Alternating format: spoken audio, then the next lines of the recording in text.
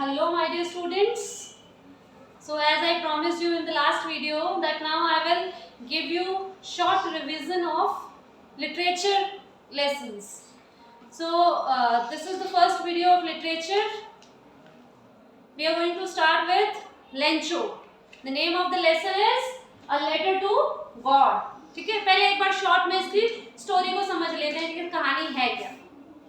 Lencho is a farmer. Lencho एक farmer है जो कि एक अलोन वैली में, उसका घर जो है वो थोड़ा आइसोलेटेड सा है, बाकियों से अलग है और थोड़ा हाइट पे है, पहाड़ पे थोड़ा ऊंचाई पे उसका घर है, जहां से उसको अपनी फील्ड्स अच्छे से दिखाई देती हैं। यहाँ से आपके लेसन की स्टार्टिंग होती है और लेसन की स्टार्टिंग में आपको बताया जाता है कि he is very hard working farmer, बड़ा मेहनती है, इतना मेहनती है जैसे कि वो इंसान के रूप में एक ऑक्स हो, एक बैल हो, जैसे बैल मेहनत करता है इतनी मेहनत करने वाला किसान है वो।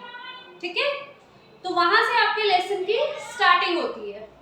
ओके, तो अब देखिए हम स्टार्ट करते हैं। ये मैंने कुछ मेन पॉइंट्स लेसन के मेंशन कर दिए हैं, की पॉइंट्स मेंशन कर दिए हैं।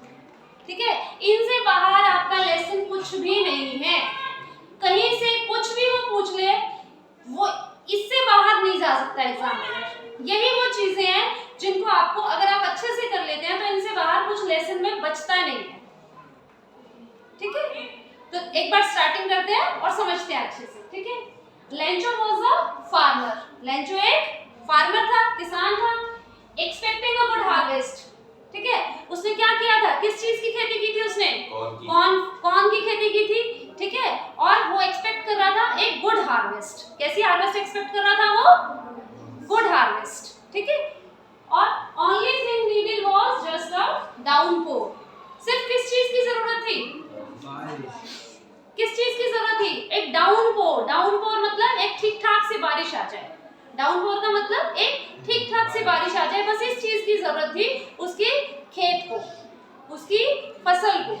ठीक है, the only thing required for good harvest was just a downpour। अब आपको बार बार जिन बच्चों ने अभी तक भी लेसन को अच्छे से नहीं पढ़ा है उन बच्चों को करना क्या है, इन पॉइंट्स को आपको जोर जोर से बोल बोल के पढ़ना है। ठीक है, अपने माइंड में इन वर्ड्स को बिठा लेना है, क्योंकि ये वो की फ्रेजेस हैं, वो की वर्ड्स हैं, वो की सेंटेंसेस कह लीजिए आप इनको, जिनको आप किसी भी आंसर में किसी न किसी रूप में मेंशन कर देंगे और गारंटीड है कि आपको मार्क्स मिलेंगे। ठीक है, चलिए, तो क्या था, डाउनपोर, दिमाग में रखना है। What was needed, just a downpour. तो बोल बोल के पढ़ना है आपको इन सेंटेंसेस को। लास्ट में मैं आपको कुछ सेकंड का टाइम दे दूंगी ताकि आप स्क्रीनशॉट ले सकें इसका और फिर इसको नोट कर लीजिए और बोल बोल के पढ़िए इन सेंटेंसेस को। जब आप वीडियो भी देख रहे हैं तो भी आप सेंटेंसेस को बोल बोल के पढ़ेंगे ताकि आपका जो माइंड है वो फ्रेंडली हो जाए इन वर्ड्स के साथ। जब आप एग्जाम में बैठे तो आपको ये वर्ड्स कोई नए वर्ड्स ना लगे, या लिखते समय आंसर ये ना लगे कि क्या लिखें। ठीक है, so the only thing needed was just a downpour. आपको भी बोलना है, only thing needed was just a downpour. He knew his fields intimately. Intimately means अच्छे से वो अपनी फील्ड्स को, अपने खेतों को समझता था। तो अब इंटीमेटली वर्ड्स आप एग्जाम में तभी आपके दिमाग में रहेगा जब आप इस बात को बार बार प्रैक्टिस करेंगे, बोलेंगे। He knew his fields intimately. He knew his fields intimately. वो अपनी फील्ड्स को अच्छे से जानता था, वो अपनी फील्ड्स को अच्छे से जानता था। अच्छे से जानने के लिए क्या यूज करते हैं, intimately. He knew his fields intimately. ठीक है, it started raining as predicted by him. As predicted by him, जैसा कि उसने प्रेडिक्ट किया था, जैसा कि उसने सोचा था। प्रेडिक्ट मींस जैसा कि उसने अंदाजा लगाया था। ठीक है, तो जब आप बार इसको पढ़ेंगे तो दिमाग में आपके वो सेंटेंस, वो वर्ड्स अपनी जगह बना लेंगे और बहुत ज्यादा संभावना है कि जब आप एग्जाम में आंसर राइट करने बैठेंगे तो आप उन वर्ड्स को लिख पाएंगे। तो क्या बोल रहे हैं यहाँ पे, it started raining as predicted by him. क्या होने लगी, बारिश होने लगी। इट स्टार्टेड रेनिंग मींस बारिश होने लगी जैसा कि उसने प्रेडिक्ट किया था, जैसे कि उसने भविष्यवाणी की थी, जैसा कि उसने सोचा था। तो it started raining as predicted by Lencho. Okay, फिर आगे आ जाइए। फिर एक बड़ा अच्छा कंपैरिजन है जो अक्सर एक्सट्रैक्ट की फॉर्म में आपसे ऐसे किए गए हैं जो आपको कहीं ना कहीं से, अगर इसमें से इस लेसन में से आपको एक्सट्रैक्ट आता है तो वो पूछ लिए जाते हैं, ठीक है। जैसे comparison of rain drops with money. Rain drops, बारिश की बूंदों का कंपैरिजन किस चीज के साथ किया गया है? मनी के साथ, पैसों के साथ किया गया है, ठीक है। और पैसों के साथ उसने कैसे कंपैरिजन किया है? क्या कहा है उसने कहा है जो छोटी बूंदें हैं, जो स्मॉल रेन ड्रॉप्स हैं, वो कितने सेंट के बराबर है? 5 सेंट के बराबर है, ठीक है। और जो बड़ी रेन ड्रॉप्स हैं वो 10 सेंट्स के बराबर है। आप लोग आंसर देते रहा कीजिए, ठीक है। वीडियो देखने वालों को भी पता है कि ये लाइव क्लास का ही वीडियो है, ठीक है। तो जो छोटी रेन ड्रॉप्स है उसका कंपैरिजन कितने सेंट्स के साथ किया है? 5 सेंट्स के साथ। और जो बड़ी रेन ड्रॉप्स है उसका कंपैरिजन 10 सेंट्स के साथ किया, ठीक है।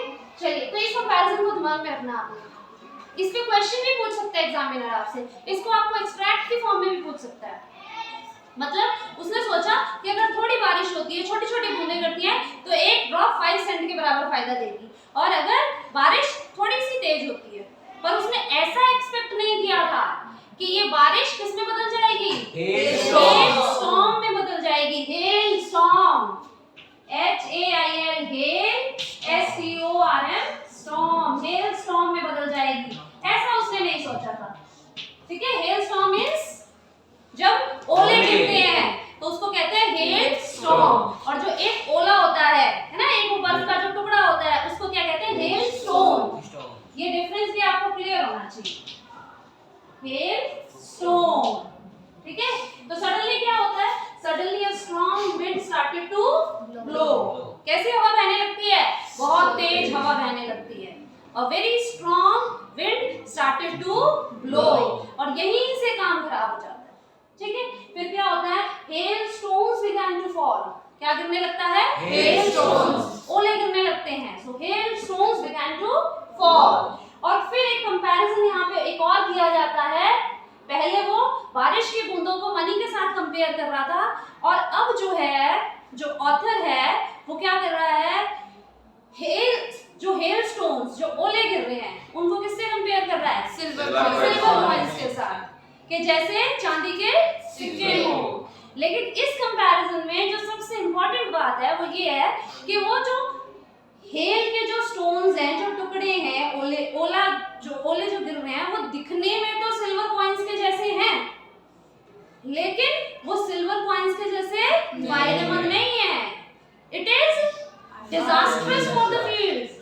वो तो फील्ड्स को बर्बाद कर देने वाले हैं। डिजास्ट्रस वर्ड आप दिमाग में रख सकते हैं, ठीक है। बर्बाद कर देने वाले हैं वो तो फील्ड्स को, ठीक है। तो यहाँ पे जब वो कहता कुछ और है और उसका मतलब कुछ और है, तो क्या कौन सा डिवाइस होता है यहाँ पे? आयरनी होता है, विडंबना ही है। तो कि वो है तो कुछ, दिख तो कुछ और है, पर वो एक्चुअल में है कुछ और। तो यहाँ से क्वेश्चन हो सकता है आपको, तो आपको दिमाग में रखनी है ये चीज, ठीक है। चलिए आगे आ जाते हैं। The cornfield was totally destroyed.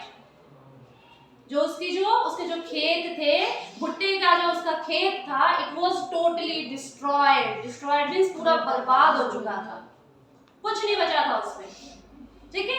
Then Lencho became sad. Lencho क्या हो जाता है?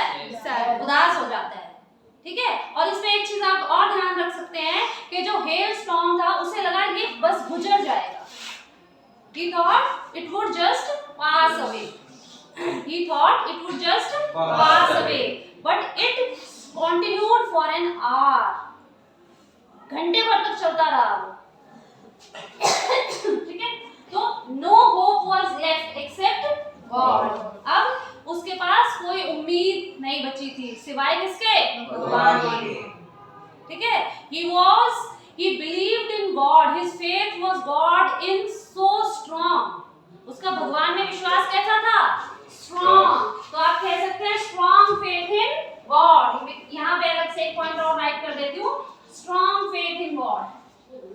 कैसा विश्वास था उसका भगवान में? Strong faith in God. भगवान में उसका विश्वास कैसा था? बहुत स्ट्रॉन्ग था। अब आप होता है ना एग्जाम में, आपको ये तो दिमाग में आता है उसका भगवान में बड़ा विश्वास था, पर वो शब्द समझ नहीं आते लिखे क्या। तो आप दिमाग में डाल के रखो, भगवान में अच्छा विश्वास था, उसके लिए क्या कहेंगे? He had a strong faith in God. Strong faith in God. दिमाग में बिठा लो, strong faith in God. भगवान में कैसा विश्वास था उसका? बहुत मजबूत, strong, ठीक है? इसीलिए तो लेटर लिखा गॉड को, वरना कौन लिखता है भगवान को चिट्ठी? ठीक है, चलिए आगे आ जाइए। So no hope was left except God. He wrote a letter to God asking the help of 100 pesos. He wrote a letter to God. उसने भगवान को चिट्ठी लिखी, asking for the help of 100 pesos. अब बोल बोल के आप लोगों को दिमाग में बिठानी पड़ेगी यार बात। Asking for the help of 100 pesos. Asking for the help of 100 pesos. ऐसे बार बार बोलेंगे तो आपका दिमाग जो है एग्जाम में जब आप बैठोगे तो पीसफुल रहेगा, उसको पता होगा मेरे पास शब्द है, मेरे पास सेंटेंसेस हैं, मैं लिख के आऊंगा, ठीक है? जैसे ही लेंचो खेत से रिलेटेड कोई भी क्वेश्चन आएगा आप कॉन्फिडेंट रहोगे, आपको पता है मेरे पास वोकैबुलरी है, मेरे दिमाग में शब्द हैं, मेरे दिमाग में सेंटेंसेस हैं, अब मुझे सिर्फ लिखने हैं, ठीक है? चलिए आगे बढ़ते हैं।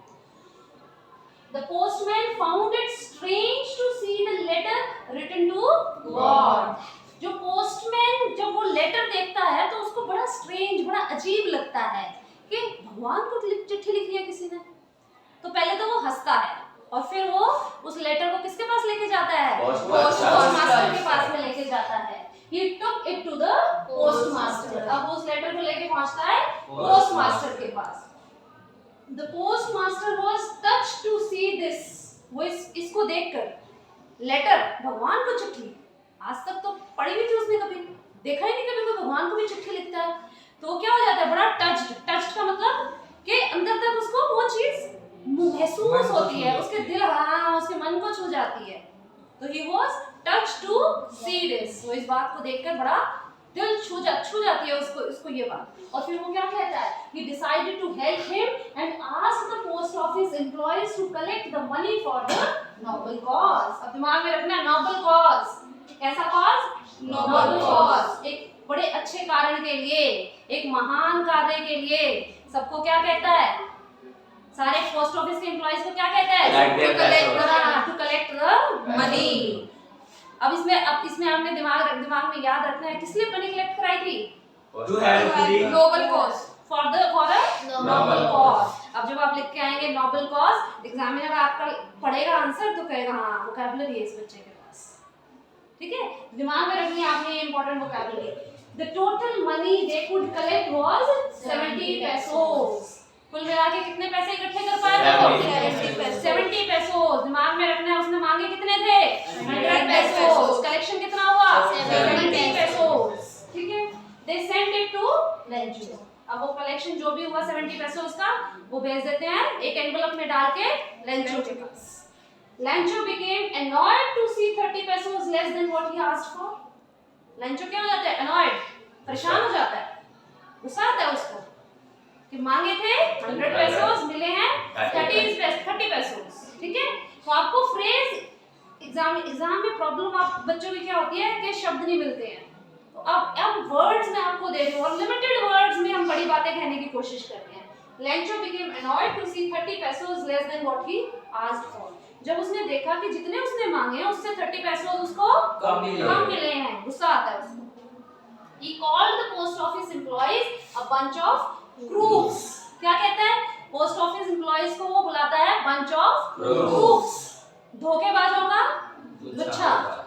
ये सब धोखेबाज लोग हैं, उसे लगता है इन्होंने उसके पैसे चुरा लिए हैं, ठीक है? तो आप कह सकते हैं he called the post office employees a bunch of crooks and requested God to send rest 30 pesos again. और भगवान को कहता है कि जो 30 pesos मेरे बच रहे हैं वो दोबारा से भेजो, ठीक है? अब आप देख लीजिए कितने सेंटेंसेस हैं और इतने सेंटेंसेस में पूरा लेसन आपका कवर हो गया, ठीक है? तो अब आपको करना क्या है? आपको करना ये, एग्जाम डेज आ गए हैं, अब आधा घंटा बैठना है, इन सेंटेंसेस को नोट कर लीजिए और आधा घंटा इनको प्रैक्टिस कीजिए, इनको टाइम दीजिए, ताकि जब आप आंसर राइट करने बैठे तो ये आपके दिमाग में रहे। दो बहुत इंपॉर्टेंट कंपैरिजन मैंने आपको ऑलरेडी बता दिए हैं इसमें, क्या कि एक तो रेन ड्रॉप्स का कंपैरिजन करता है वो विद मनी, ठीक है? छोटी रेन ड्रॉप 5 सेंट्स, बड़ी रेन ड्रॉप 10 सेंट्स, और दूसरा कि वो Hailstones hailstones का कंपैरिजन करता है Silver coins से। coins के साथ। क्यों करता है? क्योंकि देखने में दोनों एक जैसे हैं, Yes. But actually it was opposite. ठीक है। और इसी तरीके से जब वो स्टार्टिंग करता है ये बताने के लिए कि लेंचो कितना हार्ड वर्किंग फार्मर है, तो वो क्या कहता है? उसको ऑक्स कहता है। और जब वो उसको डायरेक्टली ऑक्स कह देता है, वो ये नहीं कहता कि वो ऑक्स के जैसा है, वो उसको ऑक्स कहता है। और जब वो डायरेक्टली उसको ऑक्स कहता है तो वो क्या है? सिमिली की मेटाफर? मेटाफर हुआ। अगर वो ये कहता कि वो ऑक्स के he is like an ox तो सिमिली हो जाता, लेकिन उसने ये नहीं कहा he is like an ox, उसने क्या कहा? वो he is an ox of man. ठीक है, इंसानों में ही वो एक बैल है। ठीक है, तो यहाँ पे जब उसने डायरेक्टली उसको ऑक्स कह दिया तो ये मेटाफर हो गया। ठीक है, तो होप आप लोगों को लेसन ठीक से समझ में आ गया होगा। अब आपका काम इतना बाकी है कि आप जो है इसको अच्छे से इन वर्ड्स को अपने माइंड में सेट कर लीजिए। ठीक है, और नेक्स्ट लेसन अब जो भी है, कौन सा है नेक्स्ट लेसन? लेंचो के बाद जो भी लेसन है हमारा, अब हम उस पे नेक्स्ट वीडियो लेकर आएंगे। Nelson Mandela. अभी हम नेल्सन मंडेला में नहीं जाएंगे, नेल्सन मंडेला थोड़ा सा डिस्क्रिप्टिव लेसन है। नेल्सन मंडेला से पहले हम डिस्कस करेंगे the stories about flying. The stories about, next video में हम बात करेंगे द स्टोरीज अबाउट फ्लाइंग। और अब मैं बोर्ड के आगे से हटने के बाद आपको कुछ सेकंड का टाइम दे दूंगी, ताकि आप लोग चाहें तो स्क्रीनशॉट ले सकते हैं, ताकि आप इजीली उनको नोट कर पाएं। Thank you.